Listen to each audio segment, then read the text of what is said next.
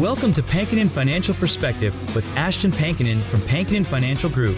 Planning for your financial future means navigating challenges like market volatility, inflation, and retirement income. Pankinen Financial Perspective is here to help by addressing common financial concerns, sharing valuable strategies, and exploring ways you can work toward your financial goals. Now let's get started with Pankinen Financial Perspective. Hello and welcome to the Pankinen Financial Perspective.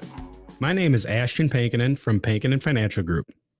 If you'd like more information about what you hear during our show today, give us a call at 952-873-2703 or visit us online at pankinenfinancial.com. That's PANKONIN financial.com.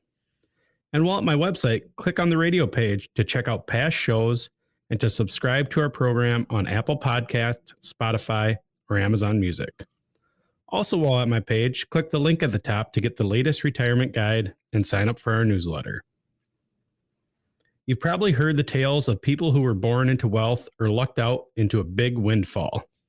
But here's the truth. Many of today's wealthy retirees didn't start that way. They began with modest savings and built real wealth through consistent, strategic money habits. Thankfully, you don't need deep pockets to borrow their playbook. Whether you're starting with 1,000 or 100,000, these 13 habits can help you chart the path toward a long, happy retirement. Today, we'll break down each one with practical examples that you can actually use. But first, let me welcome my co-host, Tony Shore, who is officially trading in his summer sun for pumpkin spice everything. Pumpkin spice. I don't think so. Oh my goodness. You know, it's crazy you brought that up though today, Ashton, because it's crazy. This year, it's gotten worse this year, I think. I mean, you're in the they have pumpkin spice deodorant. You don't want to smell like pumpkin spice. I kid, but it's gotten out of hand, right? Yeah. I expect to go into like the oil change place and they say, would you like, synthetic, standard, or pumpkin spice oil for your car? Your car, the exhaust will smell like pumpkin spice. It's just, it's out of hand. I enjoy a pumpkin spice latte at Starbucks as much as the next person. Once in a while, I used to when they first came out. You had to try it, but I'm kind of over it. I'm kind of over everything pumpkin spice. But some people still love it. Yeah, we celebrated 10 years on Friday, wedding anniversary. My wife and I. Congratulations. Thank you. I forgot about that. I would have got you a card or. But anyways, I stopped at Caribou to surprise her with a coffee that morning, and I got her normal one, but there was also pumpkin spice latte on the menu, and so I didn't know if that's what she wanted or not, but I just kept it safe and stuck with her simple one. But yeah. You kept it safe. That's you, the safe money guy. Yeah, keep it safe with the drinks. Don't want to take the extra risk, right? Mm-hmm. That's probably a wise idea. I love it. 10 years of marriage, 5 years of marital bliss. Yeah. I said 9.5 years of marital bliss. That's what my dad always said at his 50th wedding anniversary. They asked my mom, how do you do it 50 years? And she said he was gone a lot. And then my dad said 50 years of marriage, 10 years of marital bliss. That's what he said. They like to give each other. Now they've been married 62 years. Oh my goodness. That's great. Yeah. My wife and I are at 32. So you got a little ways to catch up. I've got some catching up to do. Yeah. Yeah, you will. You'll get there. So today's show sounds like an interesting one because, learning from people who built their wealth strategy and discipline can really help us to create and protect our own financial situation and our retirement funds. A lot of people think, they won the lottery or inherited it, but the majority of people who are wealthy worked hard for it, didn't they? For sure. Yeah. I mean, again, it's very rare that you have it from, the winning the lottery. Well, what'd they say? 1 in 23 million, I think, is the odds of winning the Powerball. Yeah. So most of it is, just by saving and accumulating that wealth yourself. Yeah, that's true. So where do you want to begin? What are we talking about here today? Yeah, let's start off with the first habit here, common traits. First and foremost, the wealthy pay themselves first and usually make it automatic. So instead of saving whatever happens to be left over at the end of the month, they decide up front that a piece of every paycheck is going to go straight into their future. Well, so it's kind of like treating savings as a bill you can't skip. You got to pay yourself. And people ask, Ashton, what does that mean? You hear that from financial advisors, always pay yourself first. My grandpa always used to say that. What does that mean? Well, that means before it ever hits your checking account, or as I call it, the general fund, where it's going to disappear and get spent, have it taken right out of your check and put into your 401k or an IRA, right? That's what you're talking about. So you're paying yourself for the future. Yeah, exactly. It's paying your future self.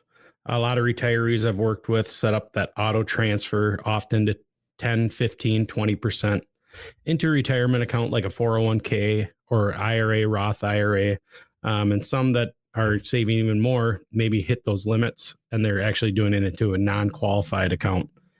And studies back this up that people who automate their savings end up with much bigger balances than those who don't. Right. And that makes sense because if it's automatic, you never miss it, right? I mean, if you've never had it, you're never going to miss it. People say, I don't have enough money to save. I guarantee you, even if you start with a small amount, if it never hits your checking account, you'll learn to live without it and you'll find a way and you'll be able to save for the future, which is critical. And that's what wealthy people have done, right? Yeah. And that's the beauty of it. Your wealth grows in the background while you're busy living life. Okay. And so that's a big habit you want to make sure. The next habit you want to do is keeping your money working instead of letting it sit idle. Wealthy retirees don't want to let that cash pile up into accounts that earn little or no interest. They make sure every dollar has a job, whether it's in a stock, an ETF, or just a high yield savings account. Yeah. You've worked hard for your money, and we want to make sure your money keeps working hard for you. Right. I mean, even something simple like a smaller account or a lower interest bearing account, it can make all the difference if you pick the right one. Again, you don't want to have the majority of your money in low interest accounts, but you want to make sure all of your money is earning something, right? Yeah. And right now, maybe high yield savings accounts are paying that 3-4, some even 5%. And so you compare that to leaving cash into a traditional checking account that's probably earning you close to zero, maybe that 0.01% interest. And with inflation, that silent killer that we talk about often running at 2 to 3%, 2.35, according to this article, that money just sits in those low interest accounts and actually can lose value over time. Oh, sure. Yeah. Yeah. Interest is the silent killer. And if you're not making more, or inflation, I should say, I'm sorry. Yeah. Inflation is the silent killer. And if you're not making more interest than that, you're losing money. Yes. Yeah. And so another piece that we look at, Tony, is living below their means. And I don't just mean clipping coupons. It's a mindset. Wait, we can't live. We have to, we can't spend more than we make. No. Well, that's not the ideal formula for building wealth there. Yeah. So, you often see money not as something to spend, but something to invest. And so that's a big shift in mindset versus how many people think about money. Yeah, that is because a lot of people, I think, assume that once you have money, you just spend freely, right? Yeah, but in reality, many wealthy people avoid that lifestyle creep. Yep. They spend less than they earn. They set aside the difference. Keep accumulation on track. You want to continue to accumulate those assets. And research backs this up as well. It found that retirees who were overspent early often ran into trouble later in their retirement years. And so again, this is important to keep that spending in check and keep saving for retirement. So even at higher income levels, it really comes down to discipline, right? Like living on, say, 70 or 80% of what you bring in and saving the rest. That is critical. What's another big difference between people who build wealth and those who struggle a bit? Yeah, the people that are building wealth, Tony, they steer clear of costly debt especially high interest debt like credit cards. Right now, average credit cards are more than 22%, according to the article that we're looking at here. And if you make only minimum payments, interest charges eat away at your money and can trap you in the cycle that's really tough to escape. Yeah, and that kind of debt can feel like quicksand. The harder you struggle, the deeper you sink, right? Yeah, you nailed it, Tony. The research is eye-opening. The article points to a survey that found that 72% of older Americans carry debt, and more than half say they feel overwhelmed by it. So the wealthy approach is simple. Pay off those high-interest balances quickly. Some even use strategies like the debt avalanche, because tackling the highest interest rates first so you can save more in the long run. And here's kind of how the debt avalanche works, Tony. There's 4 steps to it. One, you want to list all your debts along with their balances, minimum payments, and interest rates, and then make minimum payments on all debts to stay current. And then step 3 is to focus extra payments on the debt with the highest interest rate first, regardless of the balance, because that's going to save you the most money on the interest there. And then number 4 is once that debt is paid off, roll those payments to the next high interest rate debt, and then repeat this process until all the debts are gone. Yeah. So how can a financial professional like yourself help someone to develop these habits? Yeah, it's important. You can sit down with a financial professional. We can turn these habits into a personalized plan, from setting up automatic savings to creating strategies to paying off debt. We provide guidance, accountability, and expertise. And our job is to help you stay disciplined, avoid mistakes, and make steady progress towards those retirement goals. Yeah, I think that's huge. Now, Ashton, how can our listeners out there get a hold of you to set up that no charge, no obligation consultation? Yeah, the best way, Tony, is to give our office a call, 952-873-2703. Again, that number is 952-873-2703. Or you can visit us on our website at pankoninfinancial.com. That's PANKONIN financial.com. Visit some past shows to continue to learn on different financial strategies, or check out our website and call our office to book an appointment. Yeah, sounds good. Well, and you've been talking about some of these common habits that people who have been able to methodically build up a sizable amount of assets tend to share. They all share these common habits. We've been going over some of them. Pay yourself first, pay down high interest debt, or avoid high interest debt altogether. What do you have for us next? Yeah, again, we've been referencing this Kiplinger article, and it notes that people who have achieved financial success also aggressively plan for their financial futures. So you want to make sure you sit down with somebody, create a roadmap for retirement that includes saving goals, expected living expenses, investment strategies, while also planning for unexpected costs like medical bills or long-term care. So it comes down to having clear savings goals, estimating living expenses, and choosing an investment strategy that fits. Yeah. But it also means, Tony, that you want to plan for those financial surprises that can derail even the best investment strategies. Right. A few things are more powerful than financial discipline. And we all cringe because, it's human nature. Discipline is hard in these areas for a lot of us. So, but you do need financial discipline, and that's where you come in. That's one thing you do to help folks. Yeah. And Tony, the numbers prove it as well. There was a survey done referenced in this article that reveals that disciplined spenders end up with about twice as much saved, but those who actually plan ahead and can save even more. In fact, the planners typically retire with about 2.2 times more savings than those who don't have a strategy at all. Yeah. Wow.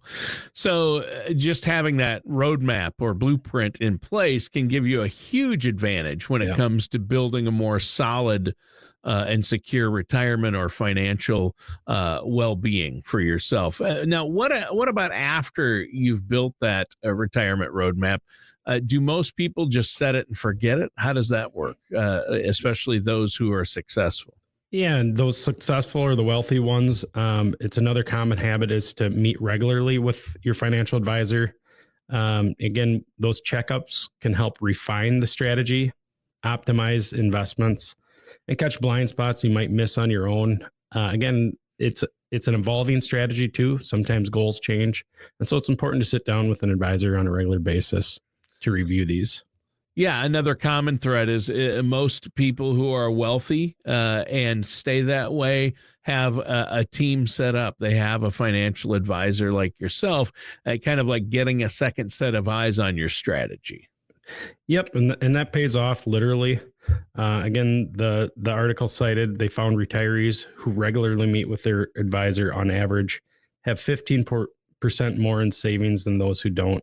Yeah, And that guidance and accountability can make a measurable difference in your retirement. and I think I got it. What you're saying is building wealth isn't just about having a strategy. It's also about keeping that strategy fresh with the help of someone like yourself. But here's something I'm curious about, Ashton. Do wealthier retirees actually live on a budget? Or is that just advice for the rest of us? No, they absolutely do, Tony. Sticking to a spending plan is one of the keys to making retirement funds last. A budget helps control expenses and make sure savings don't run out too soon. When I sit down with clients and we talk about retirement, we want to make sure we understand our budget and our expenses that we have anticipated for retirement. Sure. And I know everybody's situation is different, but what kind of budgets are we talking about generally here?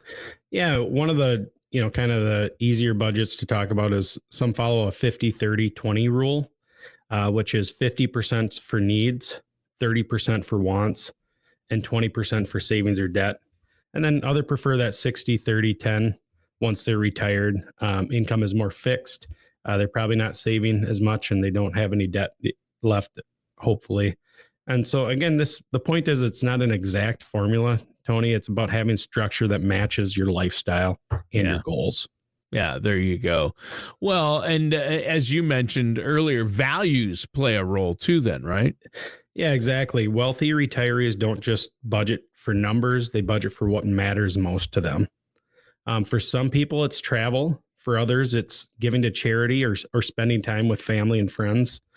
And once you have the essentials and saving goals covered, it's important to embrace guilt-free spending that brings you joy. Because that's one of the things that we've talked about in past shows too, is it's hard to turn on that spending. But if we budget for it, we can have that guilt-free spending in retirement. Yeah, I like that. It's not all about pinching pennies. It's about making sure that your money is going to support the lifestyle that you want. So next, let's talk about timing. I imagine there's got to be a common thread amongst wealthier people when it comes to when they start investing. Definitely. Wealthy retirees almost always invest early and often. The earlier you start, say in your 20s or 30s, the more time your money has to grow and compound interest. And it's not about timing an investment, it's about time in an investment.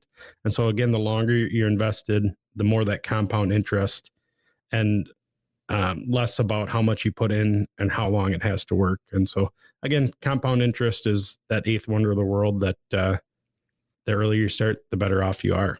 I love it. Well, can you give us an example of how that plays out? Yeah, great idea. So, if someone invests $5,000 at 25 years old and it grows at 7% annually, by the age of 65, it could be worth around 70,000. And that's just the power of time. It's, it can sound like a large amount, but if you're doing it on a systematic basis, even those modest contributions can snowball if you start early and keep adding as your income grows. Yeah.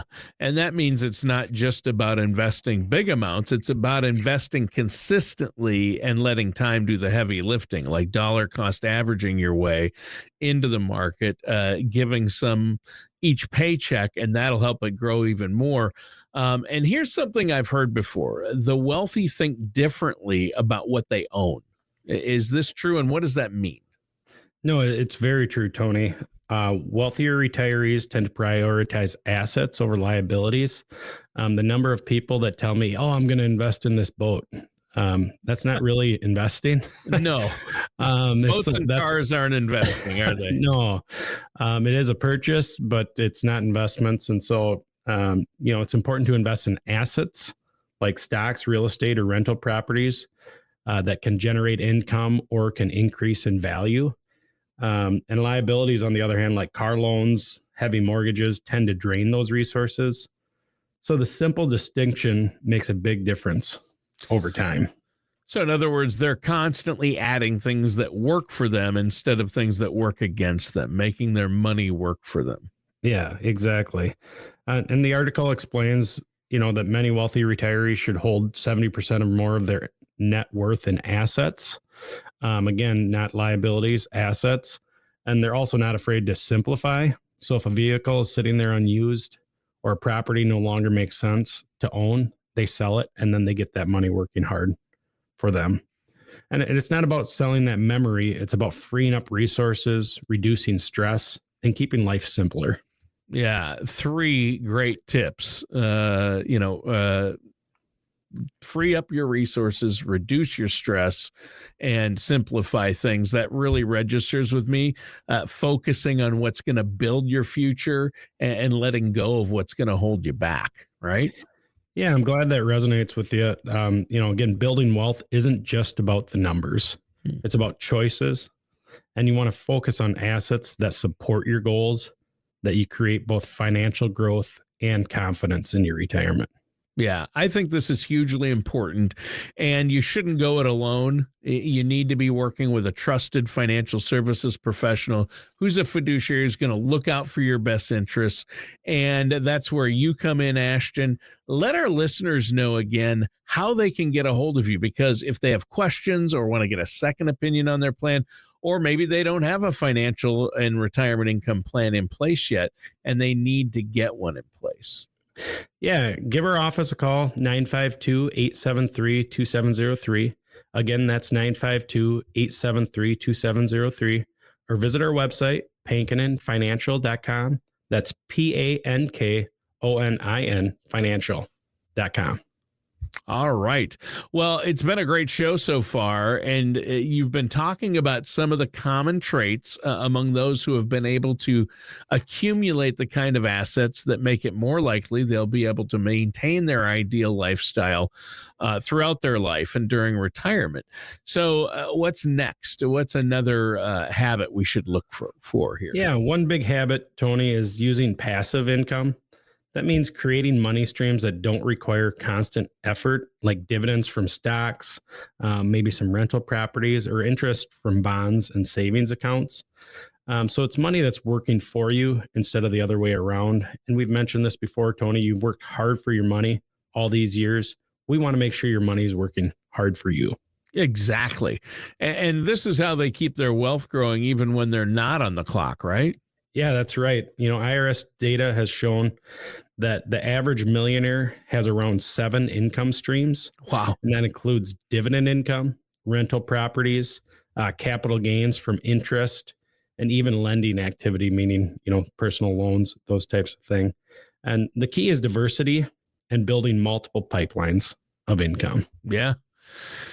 Yeah. And, you think of someone like Amazon's Jeff Bezos, his actual salary is tiny compared to his net worth. It's the assets, not the paycheck, that make the difference with guys like him and, Bezos and Elon and all these guys, these billionaires, right? Yeah, that's a great example, Tony.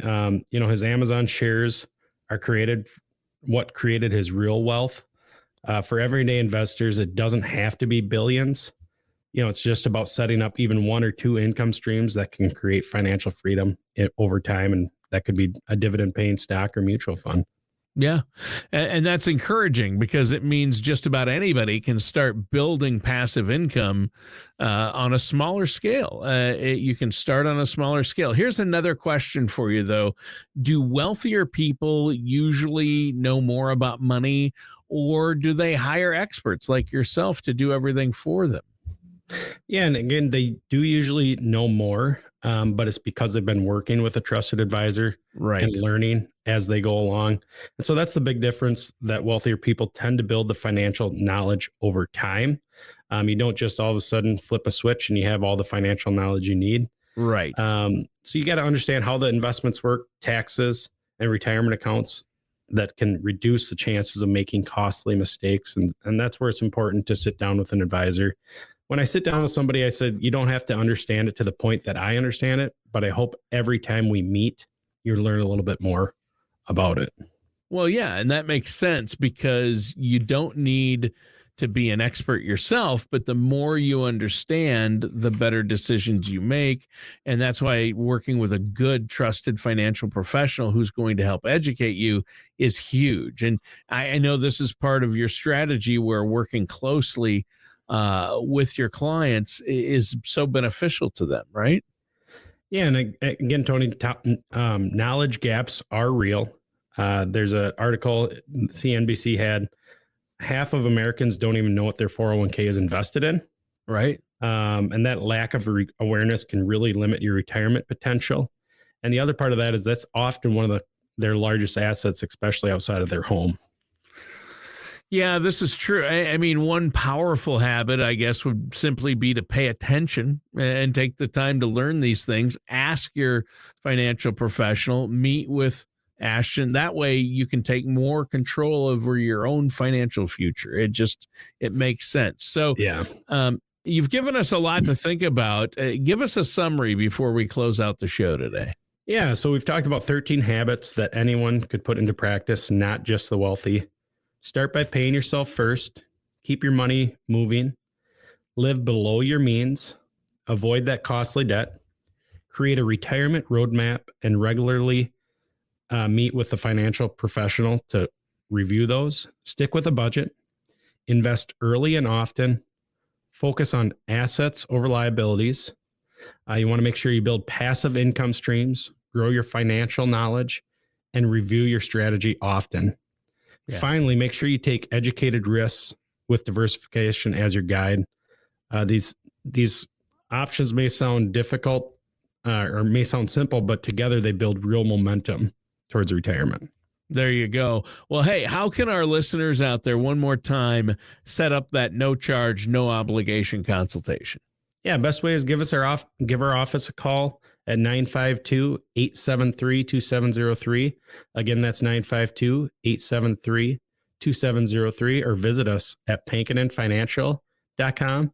That's PANKONIN financial.com. All right, and that does it for today's episode of the Pankonin Financial Perspective with our host, Ashton Pankonin. Thank you for joining us for Pankonin Financial Perspective. Don't head into retirement without a plan for both your finances and your health. For more information, contact Ashton Pankonin at Pankonin Financial Group at 952-873-2703 or visit pankoninfinancialgroup.com. Join us again soon for another episode of Pankonin Financial Perspective. Advisory services are offered by Ashton Pankonin LLC DBA Pankonin Financial Group, an investment advisor in the state of Minnesota. All matters discussed during the show are for informational purposes only. Each individual situation may vary, and the opinions expressed here may not apply to everyone. Materials presented are believed to be from reliable sources, and no representations can be made as to its accuracy. All ideas and information should be discussed in detail with one of our qualified representatives prior to implementation. We are not affiliated with or endorsed by the Social Security Administration, the Federal Medicare Program, or any other government agency. Calling this number will direct you to a licensed sales agent.